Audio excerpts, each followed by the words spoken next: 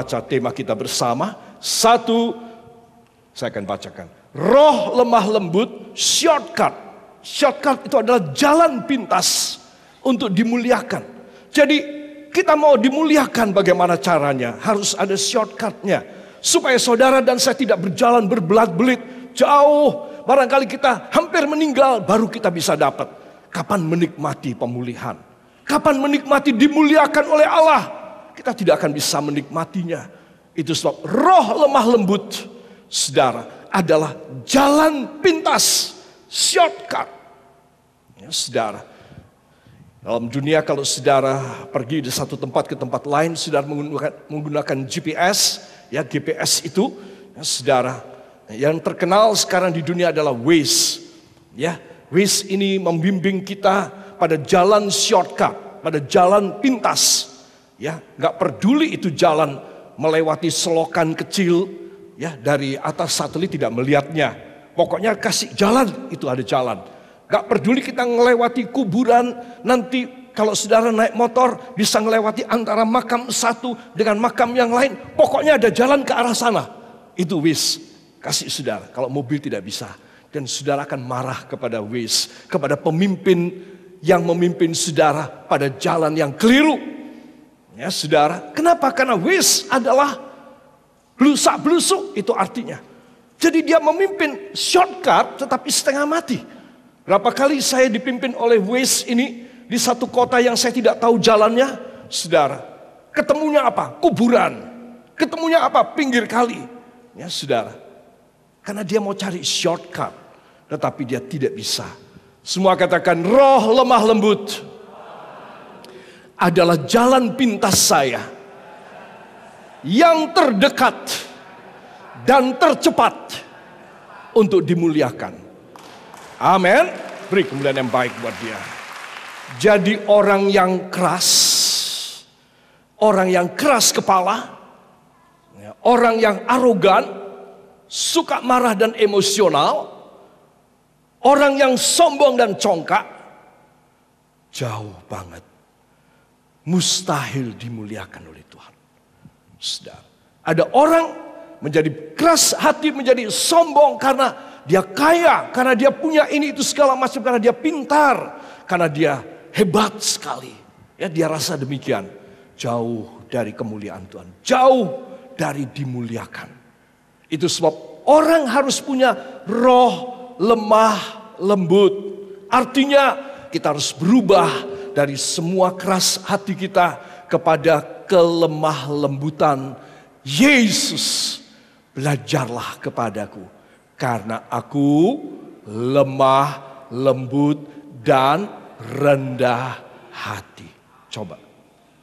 Jadi kalau saya dan saudara belajar dan kita minta Tuhan beri kepada hamba yang keras hati, yang emosional, yang tidak bisa diatur, yang maunya sendiri. Tuhan beri kepada hamba roh lemah lembut.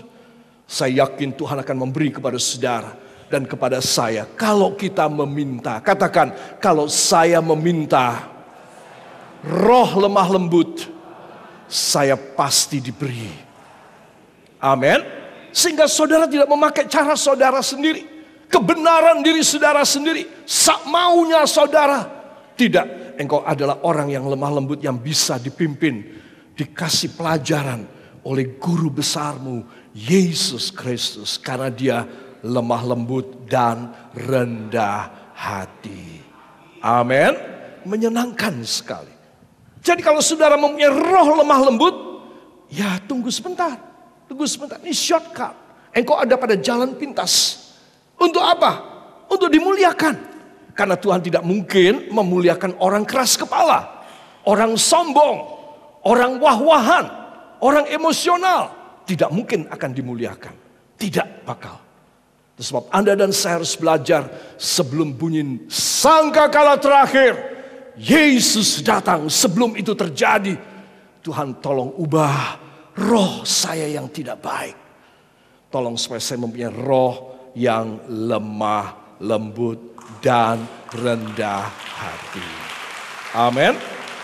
Ibu mungkin bertanya, bapak mungkin bertanya, para guru dosen bertanya, direktur atau kepala bagian atau kepala kantor bertanya, apakah saya tidak boleh marah? Sudah tentu saudara boleh marah. Ya, kalau tidak dimarah anak buah saudara atau anak saudara atau pegawai saudara, mereka akan bekerja tidak karu-karuan. Anak saudara akan mursal tidak karu-karuan. Saudara dihukum masuk neraka karena anak saudara tidak karuan. Itu sebab saudara harus marah. Alkitab mengatakan, kasih rotan pada pantat anakmu. Supaya apa? Supaya dia bertobat. Saudara, itu sebab Anda dan saya harus mempunyai roh lemah lembut. Tetapi itu untuk siapa? Untuk diri kita. Supaya kita boleh menjadi seorang yang apa? Seorang yang sesuai dengan firman. Ada banyak orang tidak mau menurut firman Tuhan. Jangan harap sepintar apapun dia punya teori, tidak akan bisa menghasilkan anak yang baik. Anak yang baik oleh karena dia dirubah. Orang tua yang baik karena dia dirubah. Tidak ada anak baik kalau dia tidak dirubah oleh Roh Allah. Tidak ada orang tua yang baik kalau saya dan Anda tidak dirubah oleh Roh Allah. Kita cuma pura-pura bisa aja. Ya saudara, apa susahnya sih pura-pura? Gak ada susah.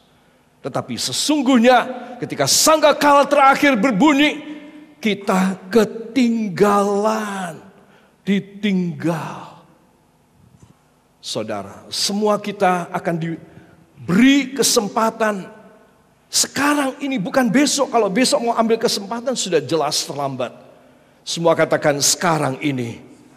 Saya membutuhkan roh lemah lembut supaya kepada saya dikaruniakan kemuliaan dan sorga yang baru. Amin. Jadi kalau saya dan saudara hidup ini tidak di dalam roh lemah lembut, apa yang terjadi? Yang terjadi adalah kita jauh dari kemuliaan Allah.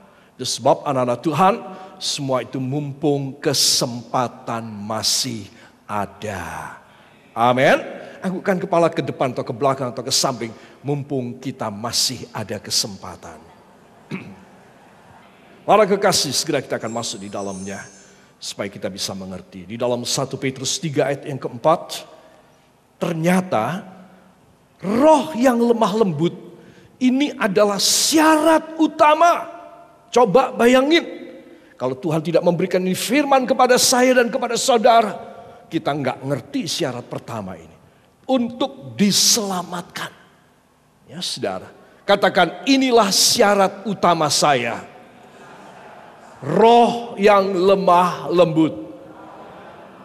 Mari kita akan baca 1 Petrus 3 ayat yang keempat. 1, 2. Tetapi perhiasanmu ialah manusia batiniah yang tersembunyi dengan perhiasan yang tidak binasa, yang berasal dari roh yang lemah lembut dan tentram, yang sangat berharga di mata Allah. Amin. Tetapi perhiasanmu ialah manusia batiniah. Katakan, saya memiliki manusia batiniah, yaitu hidup rohani saya. Semua orang, ya saudara, anak-anak Tuhan, mereka yang mempunyai hidup rohani, saudara, mereka itu mempunyai manusia batiniah di dalam inner man atau inner woman. Di dalam, inner berarti dalam, manusia laki di dalam, manusia perempuan di dalam. Ini yang melihat cuma Tuhan, kita tidak melihat. Kita cuma merasa. Orang Kristen yang tidak punya hidup rohani, yang menelantarkan jiwanya, pokoknya aku, ya kadang-kadang ke gereja, ya, kadang-kadang aku memberi korban, tidak usah melayani Tuhan. Kenapa susah-susah? Ya, tidak usah sungguh-sungguh kepada Tuhan. Itu bisikan antikristus untuk membawa engkau masuk dalam neraka. Itu sebab Anda dan saya harus mempunyai manusia batiniah. Manusia batiniah inilah yang dilihat sama Tuhan. Oh, masih hidup. Wah, gemuk, manusia batiniah yang hebat, seger, fit. Loh, manusia batin yang krempeng, kecil, sakit-sakitan, tinggal tulang saja. Ayo anakku, kamu harus mempergemuk manusia rohanimu, manusia batiniahmu. Saudara, kalau tidak kamu pelihara manusia batiniahmu, bakal mati. Badanmu seger, tetapi manusia batiniahmu merana, sengsara, hampir mati.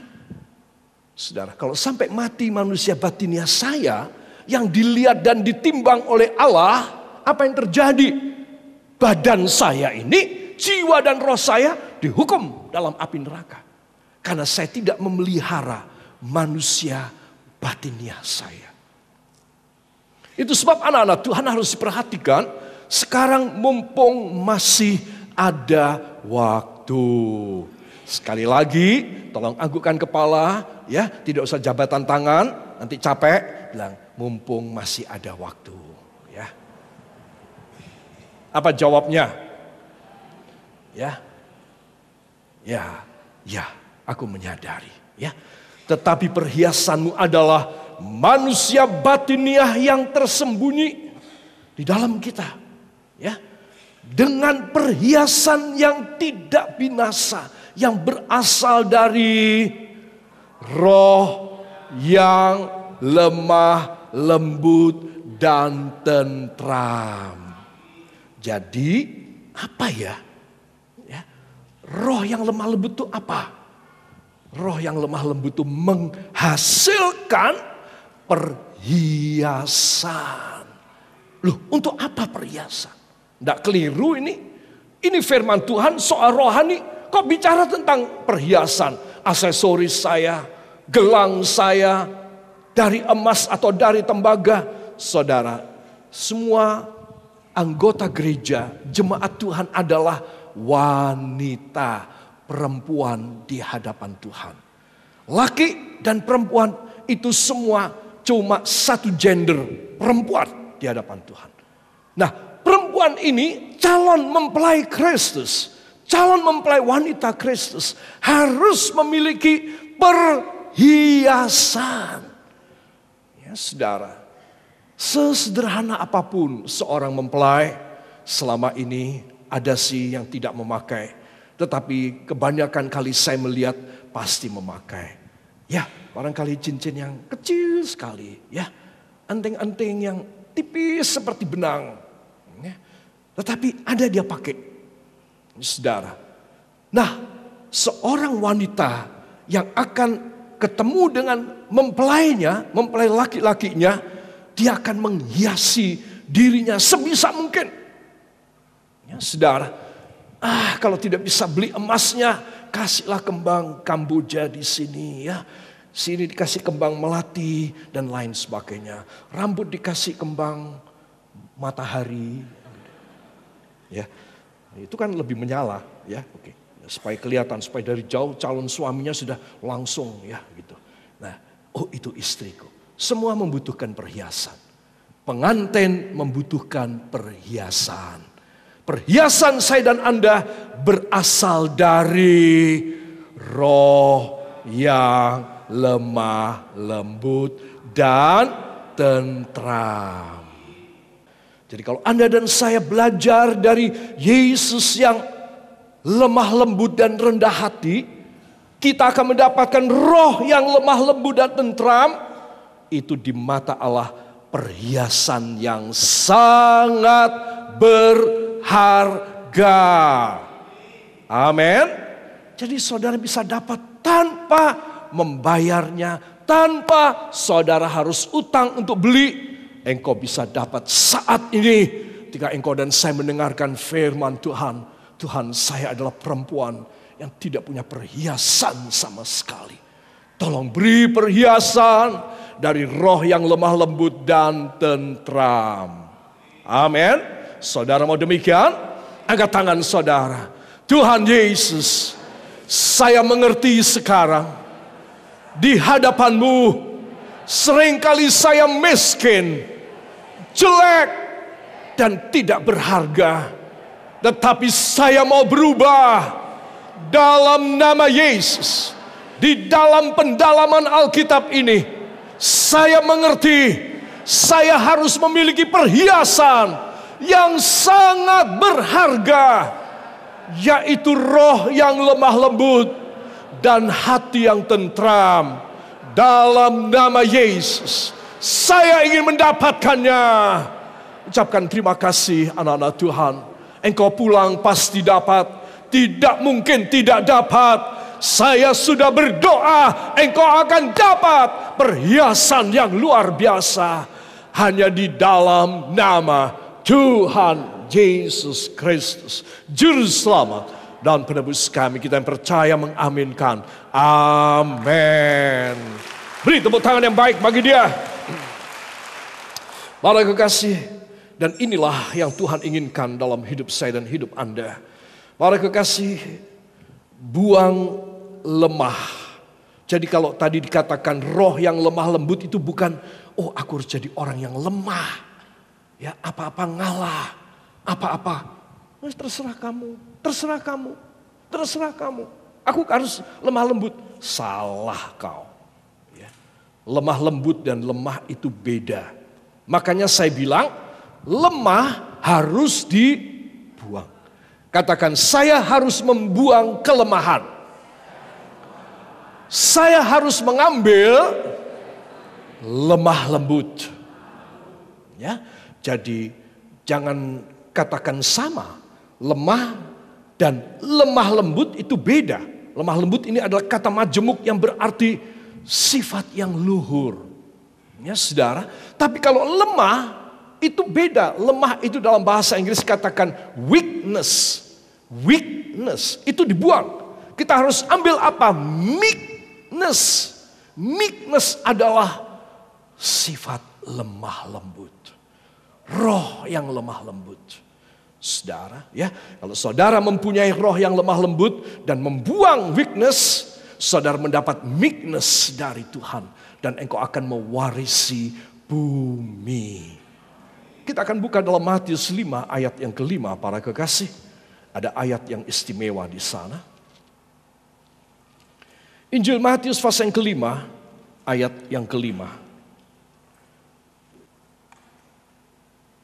Matius 5 ayat 5. 1, 2. Berbahagialah orang yang lemah lembut, karena mereka akan memiliki bumi. Karena mereka akan memiliki bumi. Kata memiliki bumi ini berarti mereka akan mendominasi, mereka akan ambil. Karena mereka punya hak. Mereka sudah menang, mereka akan menghaki. Nah ini, memiliki itu artinya menguasai bumi. Loh, beda sekali. Kalimat pertama, orang yang lemah, lembut disebut bahagia. Saben kali saudara melihat kata berbahagialah, itu bahasa ya Grekanya adalah makarios. Ya, makarios orang yang lemah lembut, karena mereka akan menguasai. Masa orang yang lemah lembut menguasai bumi? Nah, saudara mesti agak tercampur makna lemah dan lemah lembut. Memang kalau orang lemah tidak mungkin menguasai bumi.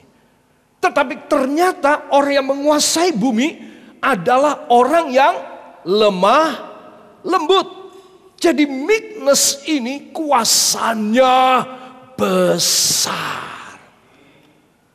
Saudara, pernah saudara melihat anak Tuhan, ya, suami atau istri yang bisa menaklukkan pasangan yang tidak beres, yang tidak benar. Dengan lemah lembut, kalah si suami, kalah si istri. Karena apa? Karena dia mempunyai meekness. Saudara, anak yang tidak karu-karuan kalah dengan ibunya yang meekness. Saudara, nah itu sebab Anda dan saya, kita harus membedakan antara weakness dan meekness. Saudara, supaya kita mempunyai meekness ini, kita memiliki atau menguasai, kita harus menguasai segala macam di dalam hidup kita ini.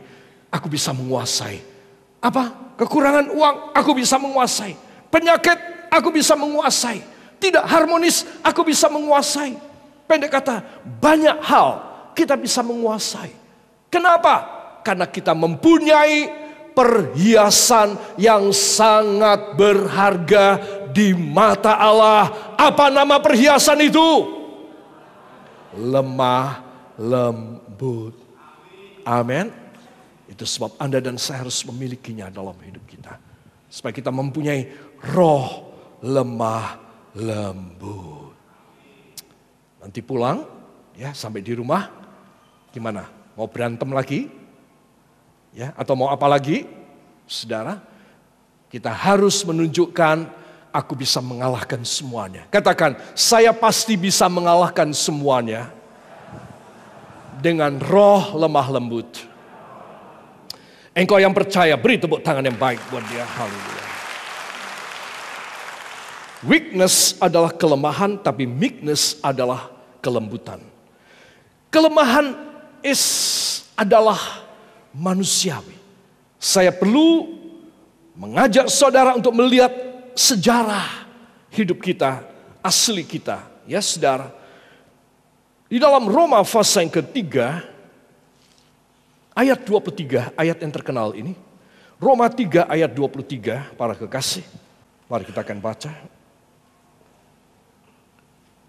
Roma 3 ayat 23, 1, 2. Karena semua orang telah berbuat dosa dan telah kehilangan kemuliaan Allah. Amin. 1, 2. Karena semua orang telah berbuat dosa dan telah kehilangan kemuliaan Allah. Amin. Saudara, bagaimana orang bisa sangat berharga di mata Tuhan? Sudah hilang kemuliaan. Artinya perhiasan rohani pertama yang Tuhan kasih kepada manusia sudah dijual oleh manusia. Dosa membuat hidup saya, hidup saudara menjadi terhina dan dijual. Itu perhiasan Allah dari hidup kita. Tetapi sekarang ada jalan. Katakan, puji Tuhan.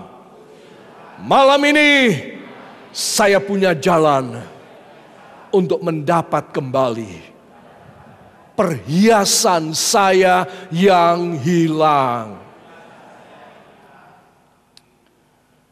Kelemahan manusiawi, saudara. Jadi kita harus maklum kalau ada orang yang jahat, orang yang bersalah kepada kita, dia manusia, kita juga melakukan hal yang mungkin beda tetapi mungkin sama juga. Saudara, kelemahan manusiawi, tetapi itu tidak boleh menjadi satu hukum kita, satu pembelaan diri kita, bahwa itu sebab aku tidak bisa hidup benar Tuhan, saya tidak bisa hidup lurus dan jujur dan kudus Tuhan, karena manusia adalah lemah Tuhan. Tidak bisa itu menjadi alasan saya. Tuhan tidak mau terima alasan tersebut. Lalu bagaimana dong? Karena saya manusia lemah. Saya harus mencari kekuatan. Di mana letak kekuatan? Kekuatan yang paling yang paling top. Kekuatan paling maksimal adalah kekuatan yang mengalahkan dunia. Apakah dia? Lemah lembut. Karena orang yang lemah lembut akan memiliki dunia. Wow. Para kekasih, hal yang kedua, kalau tadi, ya saudara, kalau tadi kita melihat kelemahan manusiawi, sekarang kelembutan atau kelemah lembutan ilahi. Saudara mau ngambil yang manusiawi, atau saudara mau mengambil yang ilahi? Apa? Ilahi. Kalau saya dan Anda mengambil yang ilahi, wah, Tuhan bilang, kamu sekarang pinter ya. Kamu mau ambil yang ilahi. Setengah jam yang lalu kamu tidak ngerti. Sekarang kamu ngerti, kamu mau ambil yang ilahi. Bagus, tak kasih. Sebelum pulang, kamu dapat. Amin. Sebelum pulang, kamu dapat. Yakin demikian? Kau harus yakin. Tuhan, beri roh kelemah lembutan. Karena ini adalah perhiasan hamba. Supaya hamba menjadi calon mempelai yang mulia dan semarak, yang cantik dan beautiful, dan yang berkenan. Amin. Para kekasih, ini hebat sekali. Wow. Di dalam Amsal 15 ayat 1 dan ayat yang keempat. Tolong dibuka pada Alkitab saudara. Mari kita akan baca. Amsal 15 ayat 1 dan ayat yang keempat. halaman 901 Perjanjian Lama pada Alkitab saya. 1, 2. Jawaban yang lemah lembut meredakan kegeraman, tetapi perkataan yang pedas membangkitkan marah. 4. Lidah lembut adalah pohon kehidupan, tetapi lidah curang melukai hati. Amin. Mau lidah lembut atau lidah tajam? Di sini katakan curang ya, tapi sebenarnya betul adalah tajam. Lidah lembut, mau lidah lembut atau lidah tajam atau lidah sapi? Apa? Ayo. Mau apa? Lidah lembut. Karena engkau mendapat pohon kehidupan. Wow. Di mana letak pohon kehidupan? Di tengah-tengah Taman Eden, Taman Firdaus. Disitulah pohon kehidupan. Saudara, harusnya Adam dan Hawa datang kepada pohon kehidupan, memetik buahnya, makan dan hidup. Tapi dia pergi ke sampingnya, pada pohon pengetahuan baik dan jahat. Dan dia memetik dan celaka. Seluruh keturunan termasuk saya dan Anda. Saudara. Jadi saudara mesti tahu, untuk kita mempunyai akses kepada kehidupan Allah yang akan menghidupi kita dunia dan akhirat, kita harus mempunyai lidah yang lembut. Ya, disebutkan apa di sini ayat yang pertama?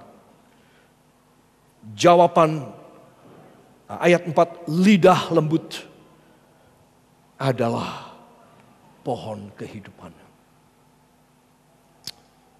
Ini luar biasa. Betapa cepat saya sampai di sana. Betapa mudah saudara cepat tiba, langsung dapat pohon kehidupan.